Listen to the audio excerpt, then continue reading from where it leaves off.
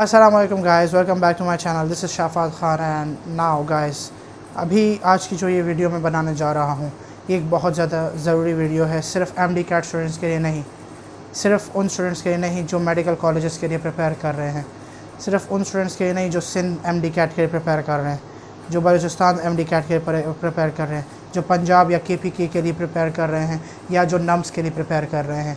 ये MD cat की जो वीडियो मैं बनाने जा रहा हूँ ये सिर्फ इन MD कैट स्टूडेंट्स के लिए नहीं है, बल्कि उन तमाम स्टूडेंट्स के लिए है जो किसी भी एप्टीट्यूड टेस्ट के लिए प्रिपेयर करना चाह रहे हैं और जो किसी भी एप्टीट्यूड टेस्ट में अभी इस साल अपीयर होंगे या कभी भी अपीयर होंगे। ये वाली वीडियो हमेशा आपके काम आएगी। अब इस वीडियो में मैं एक बहुत ज़्यादा ज़रूरी बात करने जा रहा हूँ। इसमें मैं अपना वो एक्सपीरियंस आपके साथ शेयर करूँगा जो कि मैंने इन चारों MD कैट से सीखा है। जैसे मैंने आपको अपनी सबसे पहली वीडियो में बात की थी कि मैंने सबसे पहले AKU का एंट्रेंस एग्ज़ाम दिया, फिर उसके बाद नम्स का पहला वाला MD कैट दिया, फिर सिंध का MD कैट दिया। नम्स का पहला वाला कैंसिल हो गया तो उसके बाद नम्स का रिकंडक्ट दिया। ये टोटल 4 MD कैट्स मतलब 4 मेडिकल एंट्रेंस एग्जामिनेशंस मैंने दी हैं। अब बेसिकली प्रॉब्लम ये है कि यहाँ पर MD कैट्स इतने मुश्किल होते नहीं हैं। सारे MD कैट्स बहुत ज़्यादा मुश्किल नहीं, इम्पॉसिबल नहीं है। एक बात तो आपकी मैं ये क्लियर कर दूँ, बहुत सारे स्टूडेंट्स को ये लगता है कि हो नहीं पाएगा, ज़रूरत ही नहीं है, ये वो पहले ही हिम्मत हार के पीछे हट जाते हैं। पहली बात तो ये है कि देखो ये वाला फोबिया जो है ना कि नहीं टेस्ट नहीं हो पाएगा, चाहे वो कोई भी हो, चाहे ई कैट का टेस्ट क्यों ना हो, हर एक टेस्ट आराम से क्लियर हो सकता है। दूसरी बात, स्टूडेंट्स जो कि नहीं कर पाते उनकी सबसे बड़ी प्रॉब्लम क्या होती है कि सबसे बड़ी प्रॉब्लम एक तो ये कि वो स्ट्रेस मैनेजमेंट ठीक से नहीं कर पाते और दूसरा वो टाइम मैनेजमेंट ठीक से नहीं कर पाते।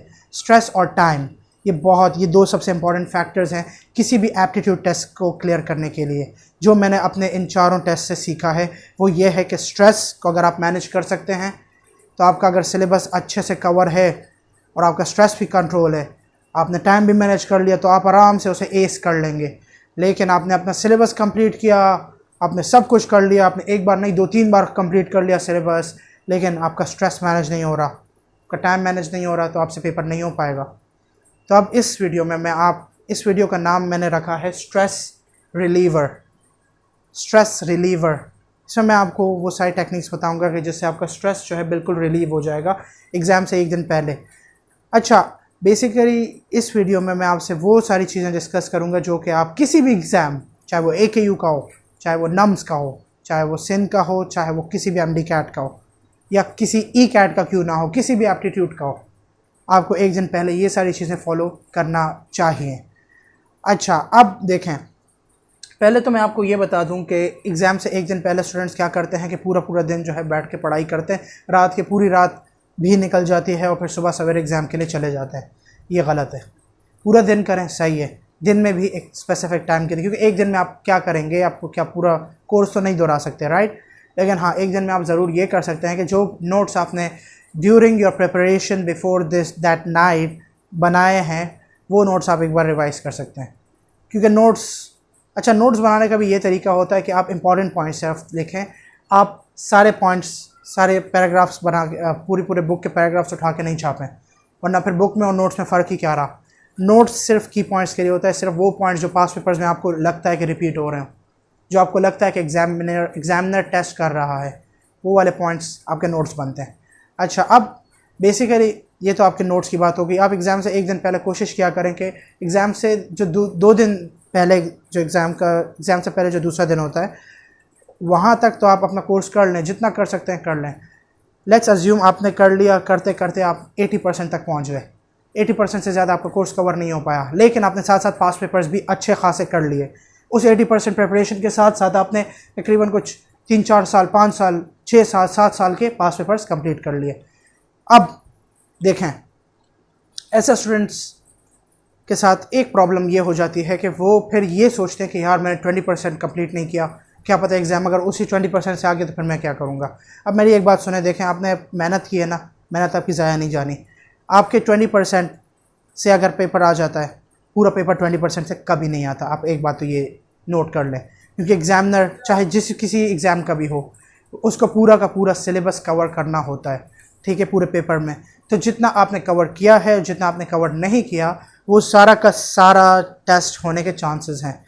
अब देखें, लेकिन कभी कभार चांस, लक आपकी ये हो जाती है कि देखें जो चीज़ें आपने पढ़ी होती हैं पेपर वहीं से बन के आ जाता है। तो इसलिए आप इस बात की टेंशन बिल्कुल ना लें। आपने एक दिन पहले तक जितना भी प्रिपेयर किया है अच्छा है, बस वहीं तक रखें। एक दिन पहले आपका नोट्स का टाइम है, नोट्स पढ़ लिया आपने, बस अब रात को आपने ऐसे टाइम पे सोना है कि सुबह आप जल्दी भी उठ जाएं और आपकी 6 से 7 घंटे की या 7 से 8 घंटे की नींद भी पूरी हो जाए। ठीक है, 7 to 8 आवर्स या 6 to 7 आवर्स। ये बहुत इंपॉर्टेंट है आपकी मेंटल रिलैक्सेशन के लिए।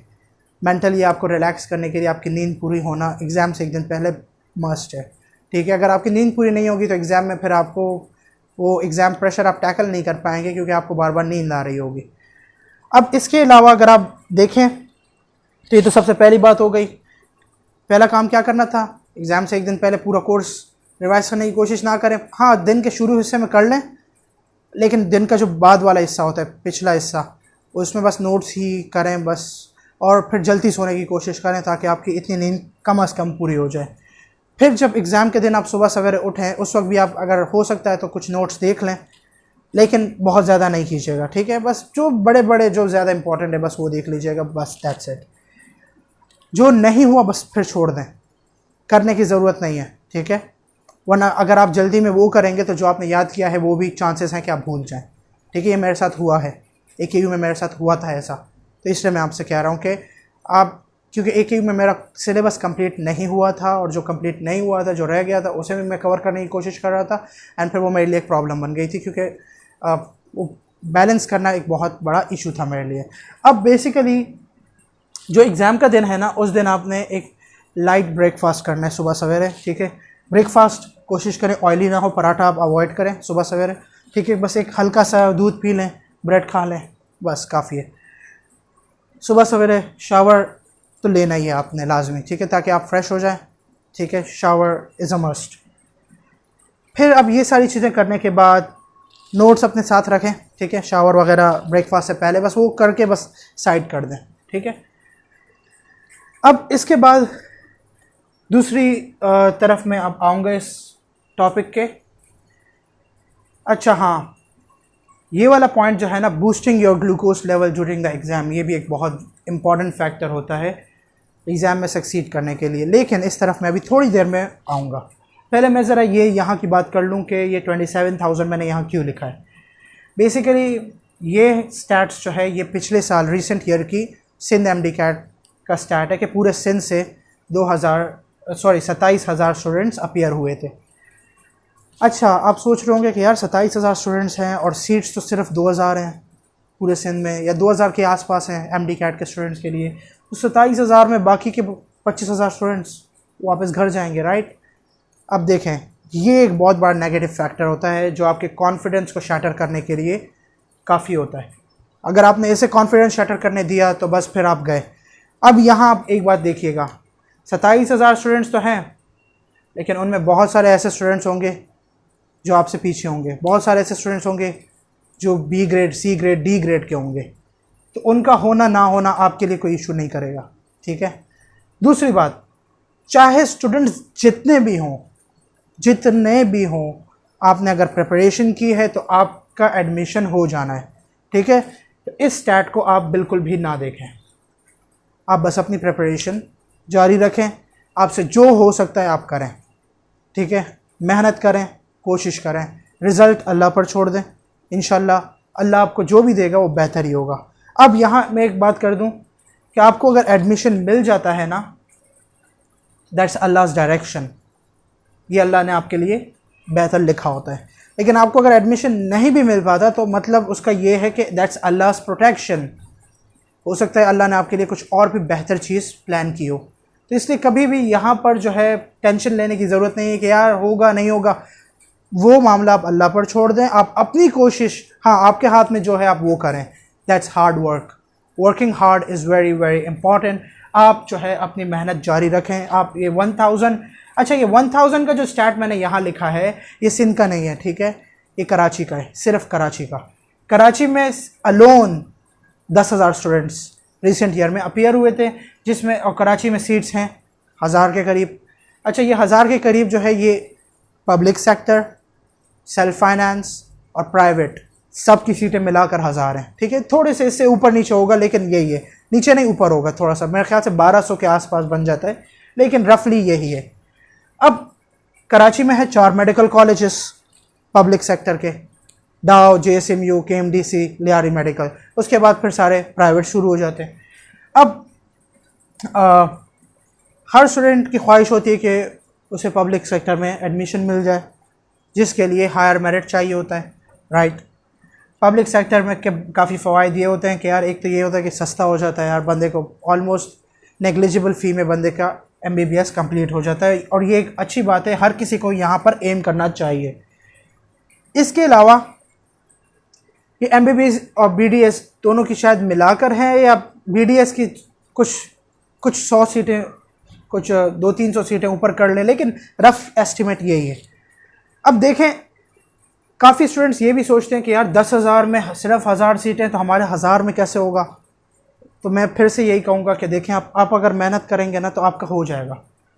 1% से जो है ना आपकी सीट ऊपर नीचे 50-60 सीटें ऊपर नीचे हो सकती है, सिर्फ 1% से। तो ये कोई ऐसा नहीं है कि आपको ये लेने के लिए बिल्कुल फुल मार्क्स लाने हैं, नहीं, ऐसा नहीं है। आप 80 क्रॉस कर जाए, आपका कहीं ना कहीं हो जाएगा। एग्रीगेट आपका 80 क्रॉस कर जाए, आपका हो जाएगा लाजमी। 87 क्रॉस कर जाए, आपका डाउ हो जाएगा, ठीक है, एग्रीगेट। तो इसलिए आप टेंशन लेने की ज़रूरत नहीं है, बस आप एक टारगेट वो एग्रीगेट रखें जो आपने लेना है। 87, 88, 80 अबव, 70s में भी अच्छा खासा एडमिशन हो जाता है, मतलब करीब करीब, बहुत नीचे नहीं, वो हायर 70, 78, 79 ऐसे, लेकिन हो जाता है। ठीक है, तो वो टेंशन लेने की बात ही नहीं है। अभी आपका टाइम है सिर्फ वर्किंग हार्ड।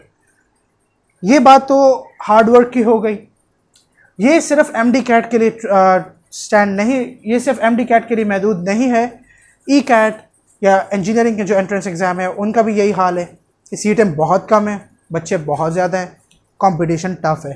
तो आपको कंपटीशन से घबराना नहीं है, आपको अपनी मेहनत जारी रखनी है। ठीक है, आप मेहनत करेंगे, आपकी सीट आपको ज़रूर मिलेगी, अगर उसमें आपके लिए बेहतरी हो।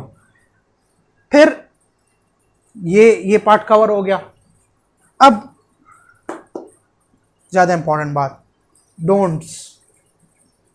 एग्ज़ाम हॉल में जाकर आपको क्या चीज़ अवॉइड करनी है। मैं अगर अपनी बात करूं, कराची का जो सिंध MD कैट हुआ था, NED ग्राउंड में हुआ था। एक NED ग्राउंड में 10,000 स्टूडेंट्स, तो आप खुद अंदाज़ा लगाएं कितना बड़ा मजमा होगा। हज जैसा सिनेरियो होता है, ठीक है, हर जगह स्टूडेंट ही स्टूडेंट आपको नज़र आएंगे। अब देखें, कुछ स्टूडेंट्स क्या करते हैं, वो जैसे ही पहुंचते हैं अपनी सीट पर, बैठने से पहले इधर उधर नज़रें मारना शुरू कर देते हैं। पूरे ग्राउंड को ऐसी अपनी नज़र घुमाते हैं कि पूरे ग्राउंड को जांचते हैं कि भाई कितने कहाँ तक जा रहे हैं। वो स्टूडेंट्स नज़र भी नहीं आ रहे थे, वो पीछे की तरफ तक गए हुए होते हैं। तो आप जितने ज़्यादा स्टूडेंट्स को देखेंगे, आपका स्ट्रेस डेवलप होगा, यू विल गेट वरीड। ये चीज़ आपने अवॉइड करनी है, समझ गए। आप जाएं, अपनी सीट पर बैठ जाएं, बस इधर उधर देखने की कोई ज़रूरत नहीं है। आप वहीं पर बैठे रहें, नीचे बस देखें, अपने एग्ज़ाम के लिए प्रिपेयर, एक माइंडसेट बनाएं, दुआएं करें, ठीक है, और काम रहने की कोशिश करें। कोई बहुत ज़्यादा क्या कहते हैं, कोई टेंशन लेने की कोई ज़रूरत नहीं है। बस आप आराम से बैठें, जैसे आम टेस्ट होता है उसी तरह से आपको साइड डेस्क वगैरह मिल जाएगी, आपको टेबल चेयर वगैरह सब कुछ मिल जाएगी, इन्विजिलेटर्स होंगे, पानी आ रहा होगा आपके पास, तो आपको कोई टेंशन लेने की ज़रूरत नहीं है। अच्छा, टाइम मैनेजमेंट की जो बात है, टाइम मैनेजमेंट पर मैं एक वीडियो ऑलरेडी बना चुका हूँ कि पेपर अटैम्प्ट कैसे करना है, उसकी लिंक मैं नीचे दे दूँगा आपको कमेंट्स में। इसके अलावा हाँ, आप कोशिश करें कि आप एग्ज़ाम सेंटर एटलीस्ट 30 मिनट्स पहले पहुँचें, ठीक है। अब 30 मिनट्स पहले पहुँचेंगे ना, उससे क्या होगा कि रोड कहीं पर ट्रैफिक जाम हो या कहीं कुछ और इशू आ जाए, XYZ, खुदा ना खास्ता कुछ भी हो सकता है, राइट। तो एटलीस्ट आपके एग्ज़ाम लेट पहुंचने के चांसेस जो है वो काफ़ी कम हो जाएंगे, मिनिमम हो जाएंगे। एटलीस्ट 30 मिनट्स पहले अब NED ग्राउंड में हो, मतलब अगर कराची के हैं, और अगर किसी भी जगह पे हैं आप अपने टेस्ट सेंटर में एटलीस्ट 30 मिनट्स पहले पहुंचे हुए हों। अच्छा, क्या चीज़ें आपको साथ ले जानी है? डॉक्यूमेंट्स तो आप डॉक्यूमेंटेशन अपनी पूरी ले जाइएगा, उसकी बात मैं अभी नहीं कर रहा, लेकिन जो डॉक्यूमेंट्स के अलावा चीज़ें हैं वो आपको जो रखनी है, आपको एक पेंसिल और पेन तो रखनी है, ठीक है। पेन की वैसे पेंसिल की ज़रूरत वैसे आंसर मार्क पेंसिल से मत कीजिएगा, पेन से कीजिएगा, पेंसिल से वो चेक नहीं होगा, ठीक है। बॉल पॉइंट पेन ले जाइएगा। उसके अलावा पेंसिल रफ वर्क के लिए होती है, तो वो रफ वर्क के लिए आपको शीट्स भी मिल जाती है, वो कोई इशू नहीं है। कैलकुलेटर अलाउड नहीं होता।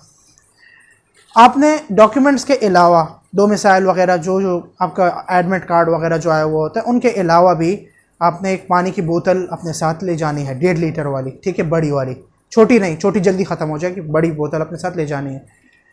एग्ज़ाम जाने से पहले कोशिश करें वॉशरूम वगैरह से आप फारिग हो जाएं, फिर आके वो बोतल अपने साथ रख लें, पीने की ज़रूरत फ़िलहाल नहीं है।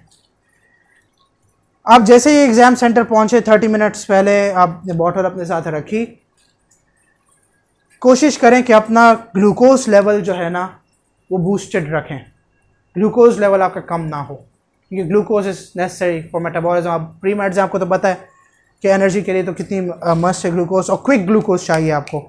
तो क्विक ग्लूकोज के लिए आप कोशिश करें कुछ चॉकलेट्स ले लें, जैसे मैं ख़ुद भी अपने साथ डेयरी मिल्क की 2-3 चॉकलेट्स ले गया था, ठीक है। जाते साथ ही जैसे ही बैठा मैं खाना शुरू कर दिया, ठीक है। तो आपने भी यही करना है, जाएं या तो बैठने से पहले कहीं रास्ते में ही खा लें, लेकिन बहुत जल्दी मत खाइएगा, ठीक है। एटलीस्ट 30 मिनट्स पहले खाइएगा, वरना फिर वो ग्लूकोज ख़त्म हो जाएगी, आपको पता ही नहीं चलेगा, ठीक है। तो आपने चॉकलेट्स ने खा ली, ठीक है, ख़त्म की। बहुत ज़्यादा ओवर ईट मत कीजिएगा, वरना आप सुस्त पड़ जाएंगे, ठीक है। सारी एनर्जी वहीं पर वो उसे डाइजेस्ट करने में लग जाएगी, आपको सोचने का टाइम नहीं मिलेगा। 30 मिनट्स पहले जब आप खाएंगे तो एटलीस्ट ये होगा कि आपका ब्लड ग्लूकोज एब्जॉर्ब हो जाएगा, स्मॉल इंटेस्टाइन, इलियम वगैरह ब्लड तक पहुंच जाएगा, फिर उससे आपके न्यूरॉन्स तक चला जाएगा, फिर वहाँ तक जाने के बाद फिर एटलीस्ट ये होगा कि 30 मिनट्स में अप्रॉक्सीमेटली आपका ब्लड ग्लूकोज लेवल ऑप्टिमम हो जाएगा जो आपको रिक्वायर्ड है। इसके बाद अब जो ये 30 मिनट्स है ना, जो 30 मिनट्स पहले आप अपनी जगह पे बैठे हैं, और ये 30 मिनट्स आपके लिए अब ये बिल्कुल एक पूरे साल की तरह होंगे, गुजर ही नहीं रहे होंगे। आप सोचेंगे कि यार ये क्या करूं, ये 30 मिनट्स कैसे गुजारूं, ये गुजर ही नहीं रहे हैं। उसी वक्त काफ़ी लोग, मैंने जैसे आपको अभी बताया कि इधर उधर देखना शुरू कर लेते हैं। आपने ये अवॉइड करना है, इधर उधर देखने की कोई ज़रूरत नहीं है, वरना उससे आपका स्ट्रेस डेवलप होगा। अब जब इतने सारे स्टूडेंट्स देखेंगे आप कहेंगे कि इतने सारे स्टूडेंट्स में मेरा एडमिशन कैसे होगा, तो कोशिश करें ये ना करें, ठीक है, ये अवॉइड करें। वैसे ये हर किसी के ट्रू नहीं होता, लेकिन मेजॉरिटी के लिए ये बात बिल्कुल ट्रू है कि वो ज़्यादा लोग देखकर घबरा जाते हैं।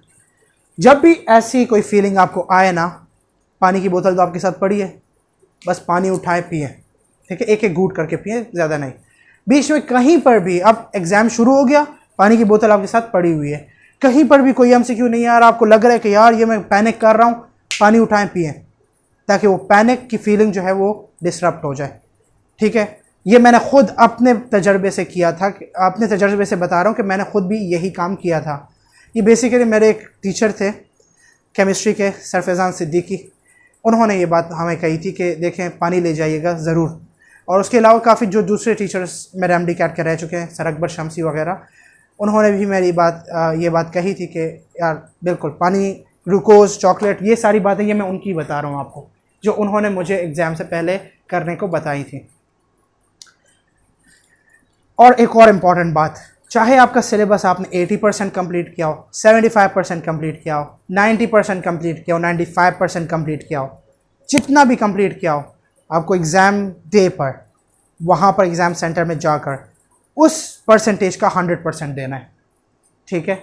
आपने जो कुछ भी किया है उसमें कोई इन्फॉर्मेशन अपने पास बाकी मत रखिएगा, पूरी की पूरी इन्फॉर्मेशन आपको यूज़ करनी है, ठीक है। क्योंकि काफ़ी लोग ऐसे भी होते हैं कि जिनको चीज़ें आती भी हैं लेकिन उसको वो 100% दे नहीं पाते, देना चाह रहे होते हैं लेकिन दे नहीं पाते, क्योंकि टाइम ख़त्म हो जाता है, टाइम मैनेज नहीं कर पाते। तो इसलिए मैं अगेन कह रहा हूँ, टाइम मैनेजमेंट की भी मैंने एक इंपॉर्टेंट वीडियो बनाई है, कमेंट सेक्शन में मैंने उसका लिंक दे दूँगा, कमेंट या ऊपर डिस्क्रिप्शन में, तो वो आप ज़रूर देखिएगा। इसके बाद ठीक है। तो बेसिकली स्ट्रेस मैनेजमेंट के लिए आपने यही करना है कि आपकी एक तो नींद पूरी हो, ठीक है, मेंटल सुकून के लिए।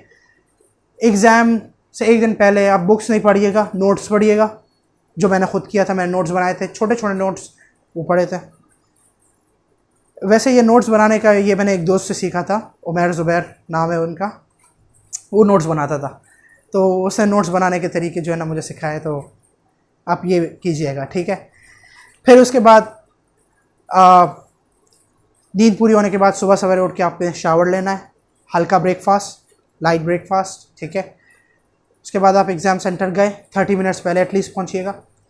Avoid looking around to prevent development of stress. Take water bottle at least 1.5 litres with you. अच्छा, बहुत ज़्यादा पानी भी मत पीजिएगा शुरू में, एक एक करके घूंट पीजिएगा, क्योंकि वरना अगर बहुत सारा पियेंगे तो फिर आपने वॉशरूम भी जाना होगा, तो फिर वो बीच में अगर आप एग्ज़ाम के बीच में आप उठेंगे वॉशरूम जाएंगे तो फिर वो एक इशू हो जाएगा आपके लिए, टाइम आपका वहाँ पर कटेगा। तो बस ज़्यादा नहीं पिए, एक एक घूंट पिए, ठीक है। लेकिन और एग्ज़ाम से पहले तो बहुत ज़्यादा मत पीजिएगा, ठीक है। बस एक इतना पिए कि जितना आपको लग रहा है कि हाँ ठीक है, नेसेसरी है। कुछ लोग बहुत ज़्यादा पी जाते हैं तो फिर उससे भी आपके लिए एक इशू क्रिएट होता है। एंड फिर उसके बाद आप चॉकलेट्स तो ज़रूर रखिएगा, और एग्ज़ाम स्टार्ट होने से 30 मिनट्स पहले एटलीस्ट आपने खा जाना है, ठीक है। एंड बस दुआ कीजिएगा अपने लिए अल्लाह से, ठीक है। और जिस टाइम के लिए आप बैठे हुए हैं वहाँ पर, जिस टाइम में आप कुछ नहीं कर रहे हैं, मतलब जो मैंने आपको बताया ना कि वो 30 मिनट्स आपके लिए एक पूरा साल लगेगा, उस टाइम पे जो है ना आपने रिलैक्स रहना है, आपने कोई भी नेगेटिव फीलिंग आने नहीं देनी है, ठीक है। और बस आपने रिलैक्स रहना है, इंशाल्लाह पेपर हो जाएगा। और आपने जो जो पढ़ा है ना, आप ये सोच के जाएँ कि देखें आपने जो पढ़ा है, जितना भी पढ़ा, 80%, 90%, 75%, 70%, उसका आपने 100% देना ही है। आप मैदान में उतरे हैं जंग करने, वो जंग आपने जीत के आनी है। Thank you.